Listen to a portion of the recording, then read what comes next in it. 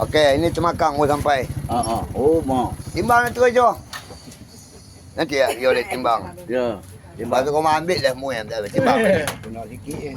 Oh, Jangan terkejut, Mas. Aku beritahu dah. aje nak berkolam. Dah, timbang dah ni. Kami dengar aku terkejut. Kamu terkejut, aku terkejut. Apa tak ha? Nak berkolamnya. Lancar. Kamu tahu lah kolam. Okey. 9 kilo. Tak ni. Boleh siap aja.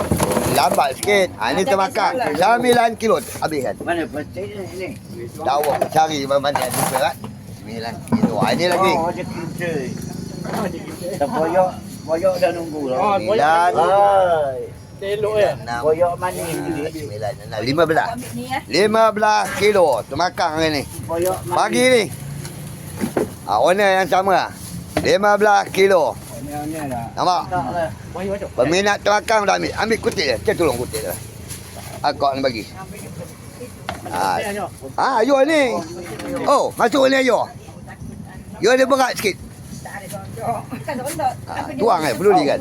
Ni lantak tangan yang basah. Tuang 15 saja. Oh. Nak. Aku nak bagi marah dia mai tak ada. Nampak? Termakan punya laris. Macam mana nak buat stok simpan? Tak boleh. Oh, termakan ambil. Ini nak untuk termakan bagi ni nampak? Yang baru sampai pun ada. Yang sedih pun ada. Kutit. Kita tanya dia. Kutit. Tanya mana dapat. Lumpur cari depan. Okey, 15 kilo.